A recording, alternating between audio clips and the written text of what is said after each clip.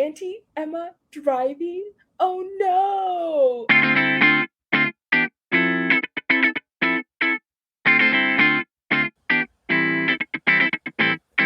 Hello, everybody, and welcome to the Tea with Crema. My name is Kris. I'll be your host today, and I'm joined by my best friend, Emma. What's up, y'all? We're super excited about today's episode for so many reasons. First of all, this is the physical closest that Emma and I have been in almost a year at this time. So, Literally.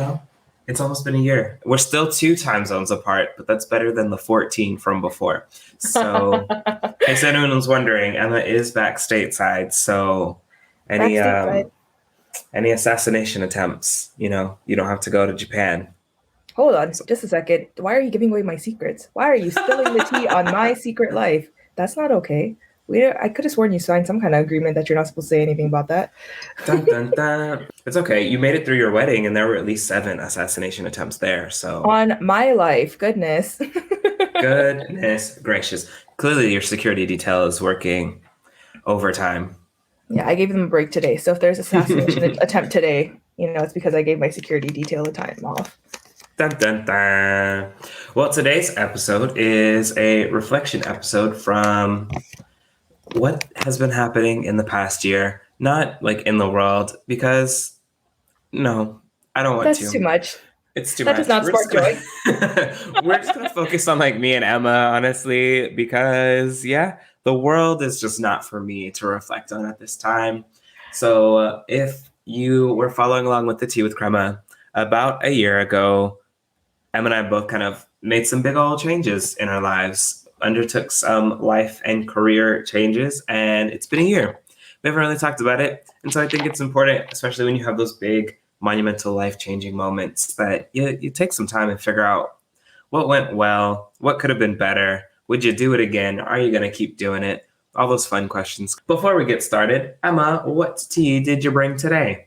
I am drinking whatever is in my sister's cupboard. She's a coffee drinker, so she doesn't have any real tea.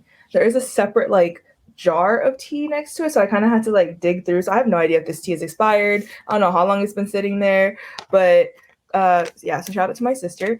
It is a Tazo tea. It's called the Zen tea. It's a harmonious blend of green tea with lemongrass and spearmint.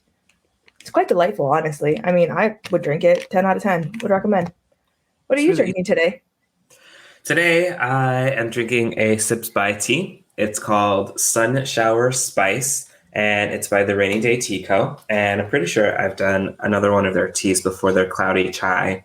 And today is an herbal tea with ginger and apple and black pepper, sweet blackberry leaves, chicory, cinnamon. It's a lot. There's a lot going on. It's a lot. And when it says brightly spiced, they just meant it's spicy. This tea is spicy. Like spicy, like hot spicy, or like lots of spices spicy? Like when you put a little too much black pepper on your food. Oh. So it's not like, because black pepper to me isn't like burn your tongue spicy. It's that it needs some flavor. It's uncomfortable, like prickly kind of spice. And so that's what this tea is. I think also it's like a ginger tea. So it's like hella spicy on top of that. When they tell you sun shower spice, all spice, that's what this was. All spice. I wouldn't do it again, but it's okay. This is fine. This is fine. To get started with our episode, we got to start, just in case anyone's like jumping in right now and they're like, what are you talking about? What happened? So we're going to give the TLDR version. What happened a year ago? What changes are we talking about? Like, what are we actually referencing? And what kind of brought those changes along? So kind of like when you start a new season of a series and they give you like that really short recap. Sorry, I'm watching The Umbrella Academy again, or right now, and it's season 3. I was like, what the heck even happened? And so then they give that little short thing in the beginning. I was like, yes, exactly. Okay, so that's that. Is that what we're doing? Okay, yes. Here we go. 1 year ago, I moved to Japan. 1 year ago, I also got engaged. 1 year ago, I left everything in Texas, including my new fiance and all of my family. And your mama. And my mama, everybody. and moved to Japan, had never been to Japan, don't speak Japanese, and decided to just do it because when else am I going to be able to live in Japan? So I'm currently still planning on going back to Japan after I'm stateside for the summer, going to be teaching still science, and then I just added a new class to my workload. So I'm pretty excited about that. Okay, what were you doing 1 year ago? 1 minute, go, Christopher. 1 year ago, I was finishing my fourth year of teaching and had just done all of that Teacher of the Year stuff, which I'd resolved at the very beginning of my career that once I got Teacher of the Year, one time for the one time, I was out of the classroom, had resolved to go out of the classroom and was like, well, I guess I'm not qualified because it used to be that you had to have the 5 years. And life said, no, wait, we got you. And so I was able to kind of make all of that happen and now moved on to be a testing coordinator, still at the same school, same campus, same kids, a lot of the same coworkers, but a different position, a different set of responsibilities, and more work days. More work days. Sounds like a scam to me.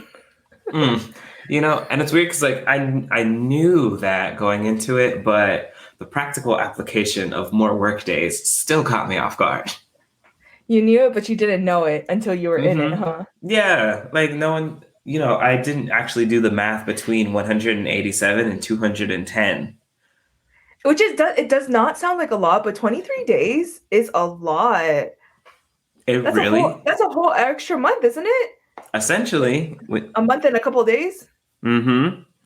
So yeah, there were some moments where I was like, wait a second, I feel like this was thrown upon me. I've been a little scammed a little bit. So that's what happened. I just made a transition. I moved to a new apartment to kind of celebrate moving into a new role, just as a little miniature transition. And that's where we're at. So here we are. It is June, almost July. I think we can safely say, again, you're back stateside. I have actually stopped working for the summer. I'm actually done. And so it's a safe time to actually just kind of look back and say, what a roller coaster, a journey, while also navigating this, like still doing the podcast, trying to figure out all of the recording and editing and releasing from 14 time zones away, all that fun stuff. So, of course, I always like to start with the highlights. What are the things that really went well, that you really enjoyed? I would say, try to keep it to a minimum number. But honestly, if you had a great year and you just want to talk about the whole thing, great. It's technically also as much time as you need. So you do you, boo. This year was honestly one of the best years I've had in a really long time. And I think that was also really needed, especially after those 2 years of teaching through the pandemic. We were in that 2020, like, it felt like a war zone, honestly. Teaching through the pandemic and then post-pandemic, which we're still not in Japan, still should not be in a lot of the world, but it is what it is. So this year was so needed for me as an educator. I felt like it definitely renewed my sense of enjoyment for the job. Like, I'm teaching now at a completely different school, completely different kids, completely different country. I really do still miss like being in Texas and like teaching the kids that I was teaching beforehand. But I was already making that transition out regardless. So it was going to be either a year left in the classroom or I needed a change. Like, I was already burnt out. And so this year was definitely a year of refreshing. So I had a really good year. Teaching went really well. And so I think that one of like my biggest highlights, I would say, was just like personal and character growth. I feel like beforehand, when I was living stateside, like I could not do anything by myself. Like I always needed to drag someone with me. And it was normally Kris or my mom or Isaac. And I could not do anything on my own. And being in Japan, I was like, I had to get out of that mindset because I couldn't just hit up Kris and I couldn't just be like, hey, let's go to Target. First of all, there is no Target in Japan. So that's going to be one of my struggles. But it was like those things where I had to really push myself out of my comfort zone. And a lot of people think that I am extroverted, and I'm really not. It's just that my introvertedness gets really awkward and it becomes very social, but it drains me, and I cannot do it. So it's been definitely a year of growth. I think that was one of the biggest things. Um, Another highlight is I got married 2 weeks ago, so that was a pretty big one. I'm hopefully going to be able to bring my new husband, Isaac, back to Japan, hopefully by October. We're just waiting on our marriage certificate now and visa stuff. So, but that has definitely been a highlight, was coming home. And I don't know if we're going to do like a recap of the wedding episode, because we are planning on having our larger wedding next year. Um, but just shout out to my family, especially my sister, for like getting everything done. So literally when I came in that Friday, I did not have to worry about a thing. Like Monday was our wedding, and I was so stress free, like was living my best life. I was like, wow, this is how every single wedding should be. And my sister was like exhausted, stressed. She was like, this is terrible. Let's never do this again. But everyone really pulled through for me. So just shout out to them for doing that. And yeah, I think that's some major highlights. So yeah, number one, taught for a whole year, made it. Number two, made some really good friends, and found my like family in Japan who really held it down for me. Got married. Podcast wise, we really did make it work as best as we could with a 14-hour time difference. So also shout out to Kris for being so patient with me as I was trying to figure that out as well, because he was also in a new position. So yeah, that's some highlights for me. Give me your highlights this year, Christopher. In terms of positivity things related to a career change, it stretched me a lot professionally. I developed a lot of, or began to develop a lot of skill sets that kind of went unused or underutilized in a classroom setting. You spend a lot of time refining like classroom management and execution of lessons and other things of that nature. And even though I had done some professional development and led some of those teams, I think being a full-time staff member who is ultimately more so in charge of working with adults than directly with students now, it's different. It hits a little bit differently in terms of how you approach your day-to-day. I really had to figure out how to have conversations with people in a positive light. I would imagine this is closer to people who have like a more 9 to 5 traditional job, wherein you're given projects, you're given deadlines, and it's really up to you to make it all fit together and to figure out, well, I need to get these 8 things done, and each 8 things has its own set of deadlines and its own set of report people. And okay, cool, it's on me. I just got to figure out how to do it, while also, still being in a school setting, which still has that like unpredictability factor. Because at the end of the day, I did not have a classroom, but there are kids everywhere, and kids got needs, all the needs. And so just really figuring out how to still be flexible, get all of my stuff done, work more so with adults and project management as opposed to classroom management, I think was my biggest thing. And so it was a lot of fun. And then I also really pushed myself to be more, I guess, social, out of the box while I was doing this. And so I recognized that teaching is just one of those things that can get really, really draining if you're not being intentional about recharging. And so I tried to make sure that I was doing at least one major intentional social thing to recharge every month. And I think I did pretty well in that regard. And so there's a lot of learning, a big old learning curve this year. There were so many times where I was like, man, if I had known to ask this question ahead of time, I definitely would have. But now I didn't know that I didn't know this until I didn't know it. And now I don't know. So what do I do? But, I guess that's a lot of positions. It's hard to be prepared for everything when you've never experienced it. You didn't know what you didn't know until you didn't know it. Then you got to figure out how to know it. I thought you did such a like you it was so funny to see both of us going through this past year though, because it really did feel super parallel, right? Like up until this point, we had been very much so in conjunction with each other, right? We had both been started teaching at the same time. We were both going through kind of like those first year like things like that, going through those burnouts together, going through pandemic teaching together, like figuring out how best to like show up for our kids. And so it's been really fun to see both of us kind of just like figuring our ish out together 14 hours apart. you know. But with your new job being 14 hours away from literally every person ever, Any important I people. I would imagine, there are probably some struggles that went with Mm, that, both anticipated and unanticipated.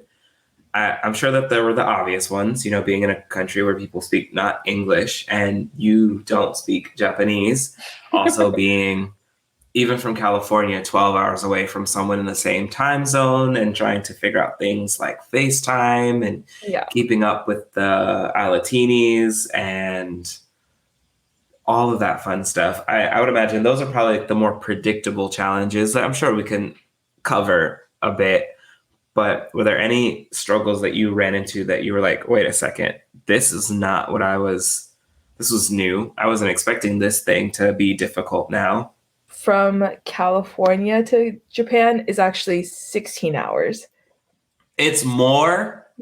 Because so that actually did help us, like in terms of my family that was in California to talk, because it was earlier than when like you and I would talk, because time zones are weird. So like you would be going to sleep, but I could still like call my sister and it'd be like 10 o'clock here or 11 o'clock, but it'd be like 1 or 2 in the morning in Texas. So it was a lot of things. I think one of the biggest struggles, which I did not anticipate, was low key like the loneliness. And I think it's more like a loneliness in terms of like I don't speak the language and I like had to really figure out things on my own, which did make me more independent. So then coming back to the States, like me and Isaac trying to like figure out our dynamic again, we fell into it pretty easily, but that was one of the things I was like most worried about. I was like, like now I'm like, if y'all know me and Isaac, like I literally ask him to do everything for me. I'm such a princess. Like I'm literally like, can you go do this for me? Can you go do that for me? And so like when I first came in and I was like doing all this stuff, he's like, can I help you with anything? And I was like, oh, I mean, yeah, I guess you could. I was like, I learned I could do things on my own. um, but I think definitely one of the biggest struggles was learning to say no. Because in my previous position in Texas, I was very much so that yes man. Like the admin could always depend on me to like, hey, we need to start this committee. Can you do that? Yeah. Can you like make this presentation? Yeah. Can you present on this? Blah, blah, blah, blah. It was very much so like I could do all of those things. And then going into my new school, I am the youngest faculty member. And so my friend that's already there, Rosa, had like given me, kind of guidance and advice. And she's like, when you come in, you're going to be fresh blood.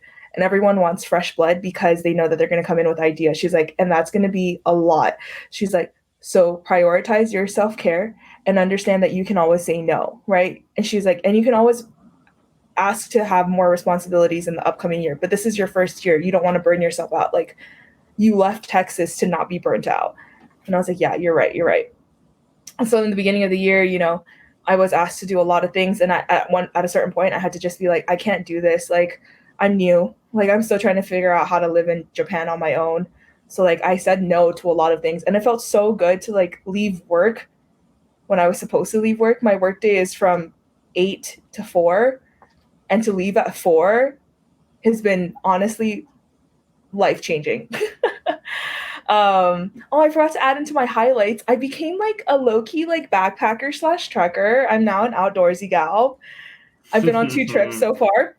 So I think that qualifies me to say that. They did ask me to come on to be like a full-time, like teacher leader. And I was like, let me think about it.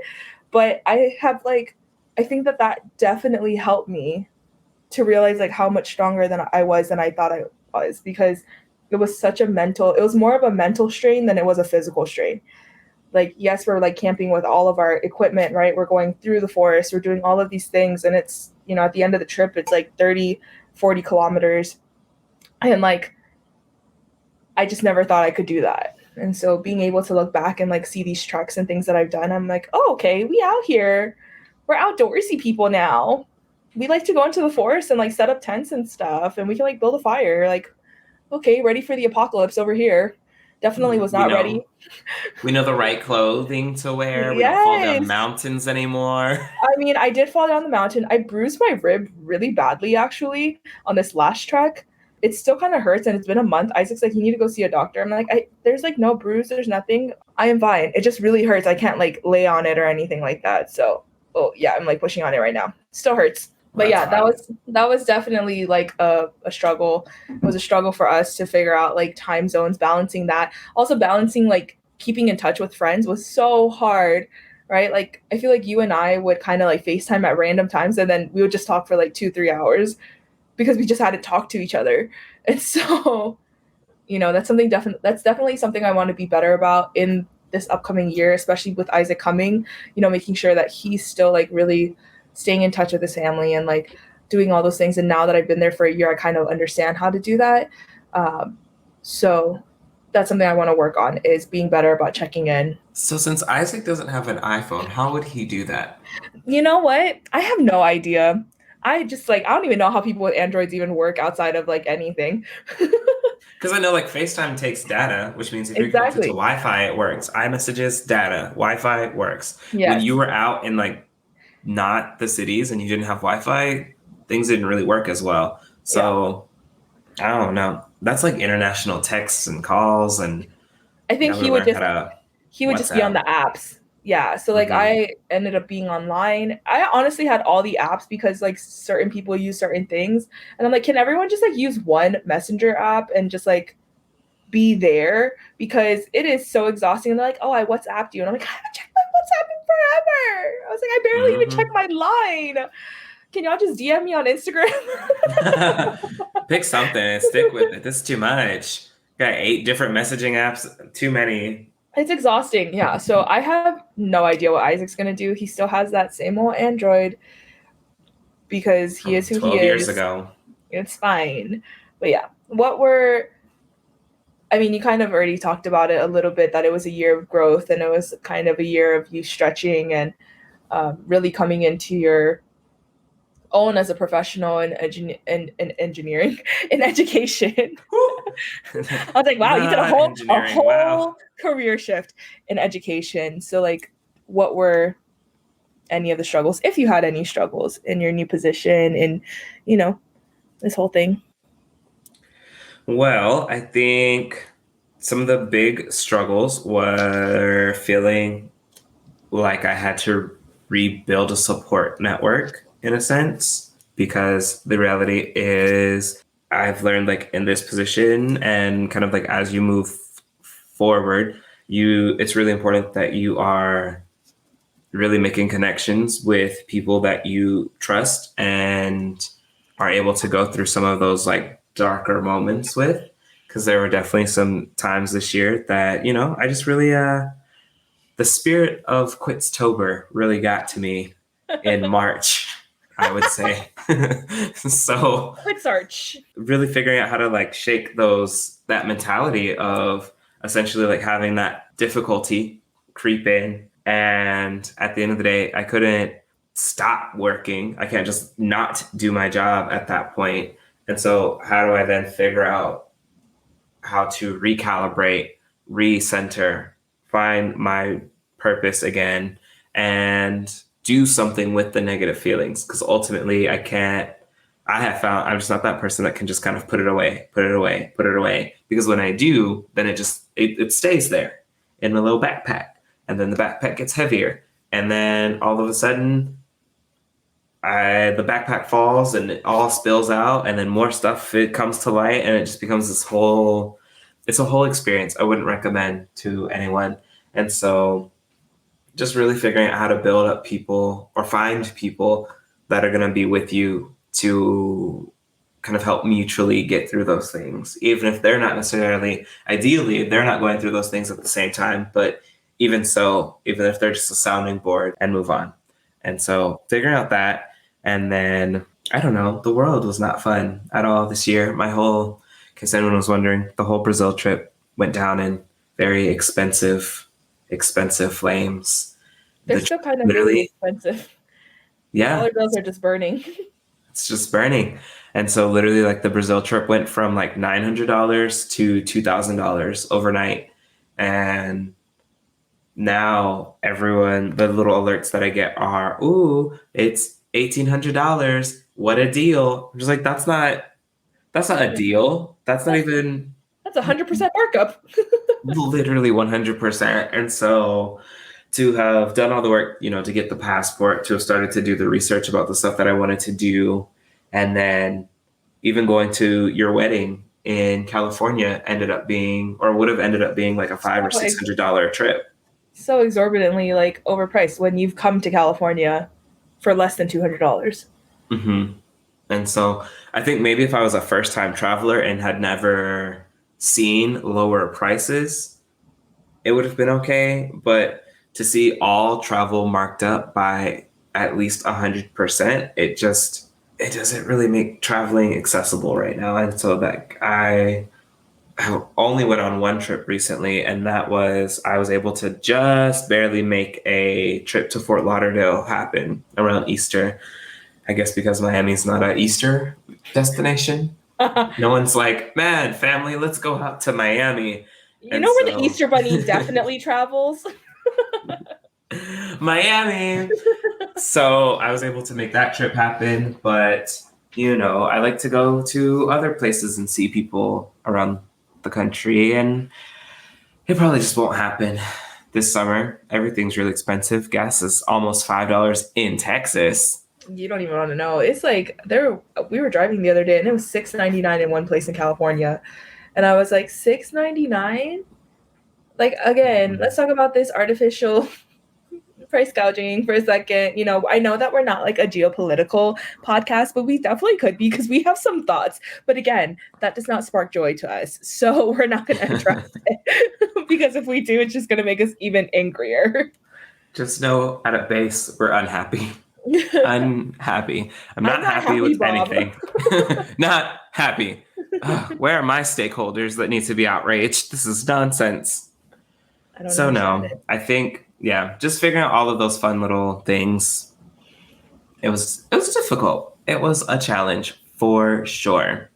But overall, how would you rate your experience, your time, your career change in Japan for the first year? Definitely like a solid like 8.5, 9 out of 10. Or are we giving it a letter grade? It's very much up to you. Okay, let's give it a letter grade because I'm still an educator. I would give it a minus. What would you give yours? A B plus. Oh, I okay. think I did okay for the most part, and I was able to refind my purposes and like reground myself in the work that I want to do and be involved in. So that worked out and it was really nice. So solid B plus with improvement on the way, I think. I think the second year will certainly be easier. Better. It must be. It Because if has it to don't, let be. me tell you. We are making career shifts again. So we will come Not back for again real. in 1 year. So, this is like our training wheels year. Next year, we're going to be riding the bike. So we will give you another one because then I'll be like 1 year married by that point, too. You'll be Mm-hmm. 2 years into your job. I'll be signing my second contract. So things are happening, guys. They're constantly changing. And I think that's the great thing about all of these changes that we're doing. So, as you know, as we like to end our show in our usual rapid fire question. Ba, ba, ba, ba. Oh, I have it. I have my Do question. it. Do yours. All right, my Wait, hold on. question. Sorry. Pause. Your questions Awkward. are always way better than mine. So, can I go first? Because I Yeah. feel like It's I like think we should I just ask these really thought-provoking questions. You're like, "What's your favorite color?" I'm like, if you could be any cheese in the world, what kind of cheese would you be? So let me go first because yeah, I hate when that happens and it like drives me nuts that I'm like can't come up with better questions. So It's I'm gonna fine. go first, and I think it should just be the standard that I always go first. All right. You've heard it here, everyone. The new shift is happening on the Tea with Crema. If you are coming for the rapid fire question, mine will always be first because it's usually a little bit weaker than yours is, just standard. Okay, so I found this rapid fire question, and it's kind of rooted in the fact that I have not been driving for a whole year, right? I've been in Japan. I don't have a car. They also drive on the opposite side of the road, so I'm not going to get a car. Also, the public transportation is wonderful. It's cheap. It's efficient. So that's just what I'm going to use from now on. And so coming back to the States, I had to start driving again because California doesn't have a really great public transportation system where my sister is. And so backstory, when my nephew was about 1 or 2 and he was learning how to talk, it was when I was learning how to drive. And so the first time I was driving with him, I still had my permit, and I'm getting into the car and I'm about to drive, and they have a video of my nephew being a troll, and he's saying, "Auntie Emma driving? Oh no!" And he's 2 years old. Okay, he's like 2 or 3 years old. My nephew was very, very smart, very articulate for his age. Now he's 10 years old and still a little troll. And so I'm getting into the car for the first time to drive with all 3 of my nephews now, right? So now they're 10, 3, and 1. And we're going, and I have my dad in the car with me. And so my nephew goes, "Auntie Emma, are you driving?" And I'm like, "Yeah, I have to drive because, we need to take 2 cars. There's too many of us, blah, blah, blah." I'm trying to explain my whole rationale. I'm getting into the car. I'm already stressed because I have 3 kids in the backseat. And then he just whips out his classic. He goes, "Auntie Emma driving? Oh no!" And I was like, "You little turd." And so then he's trying to teach my 3-year-old nephew. He's like, "Rocky, Rocky, repeat after me." And so anyway, that was my backstory. My question to you is, on a scale of 1 to 10, how would you rate your driving? 7. I would rate myself a 3, a solid 3. Sometimes a 1. Most times a 3. That checks out. I agree with your rating. I think you're actually a pretty good driver. I would say you're at least like an 8 or above. Oh, okay. I think I'm a dramatic driver. I enjoy coming to hard stops with people who are in the car. And he also drives stick, and so I think he just enjoys having people just meet, their nose to the windshield, but not actually going through it, just feeling like they're gonna die. I really enjoy it. The funny part is that I don't drive like that when I'm by myself, only when At people all. are in the car. So I really just enjoy like a little brake check moment every now and then. Just to make sure everyone's awake in the conversation. Hello, are you still here with us? So that's fun. Yeah, solid 7. I mean, probably a little higher, but easy 7 for sure. Easy 7. On a good day, I'm a 5. That's like a really good day, though. When you know exactly where you're going. Exactly. There's minimal traffic. It's like early in the morning. There's no highways involved. Easy 5. Easy 5. Okay. My question today is, what is one of those classic go-to dishes, like the easy ones, the less than 5 ingredient dishes, grilled cheese, top ramen on the stove? What is one of those like easy peasy go-to dishes that you still can't get quite right?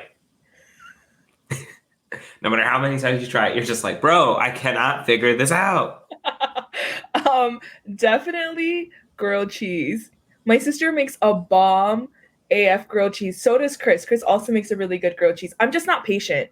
I can't sit there. I just I'm so hungry. And I think that's my problem. I need to cook when I'm not hungry. I need to cook in anticipation of me being hungry. I'm not patient at all.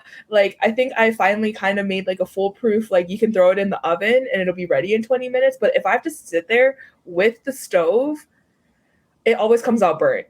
And I can't get over it. I don't know. It's probably because my stove is on too high. I'm not going low and slow. But yeah, my sister. It doesn't help that you like really crispy things anyway. So you're exactly. just kind of I'll make it. It'll be fine. It'll be fine. But then it always comes out burnt. There's a difference between burnt and golden brown crispy. So yeah, that is the one that I cannot nail. Grilled cheese to this day. What about you? Interesting. Spaghetti and meatballs. I I can't figure out the sauce to spaghetti to meatball ratio. It's always skewed very dramatically to one side or the other. Too many meatballs, not enough noodles. Like, or too much sauce, not enough or not enough sauce. Like, I cannot get the ratio between the three. It's literally three ingredients, and I can't get it. Even with like the The vegetarian pre-prepared stuff meatballs, too. I can't Oh do my it. It just gosh. doesn't. It's always too saucy, or it's not saucy enough, or something's wrong with the noodles. Like, it's spaghetti and meatballs. I can't figure it out. My dad makes such a good spaghetti and meatballs. I had to call him one time when I was in Japan and he had to coach me through it. But again, I'm not patient. And so I threw in the sauce way too early and he's like, "Were your onions translucent?" And I was like, "I mean, they're soft." And he's like, "But were they translucent?" And I was like, "Is it really going to make a difference?" It made a difference, guys. It did. It made I Onions made are more biting if they're not it made a translucent. huge difference. I was like, Hmm. I was eating it, and as I was eating, I could taste like the onion, and I was like, stupid, stupid translucent onion. I hate this. This is dumb. Oh my gosh. All right. Well, Emma, where can people find the podcast? You can find our podcast on Instagram and Twitter at the Tea with Crema. Your girl will be the one moderating for now because Christopher is taking a detox. So if you want to slide in the DMs and let me know that you're interested in Christopher, we can set something up. Anyway, we are also on YouTube and anywhere else that you can stream your podcast. Just search us up, the Tea with Crema. If you'd like to buy us a cup of tea, you can find us on Venmo at the Tea with Crema, and we hope to see you next time. Bye.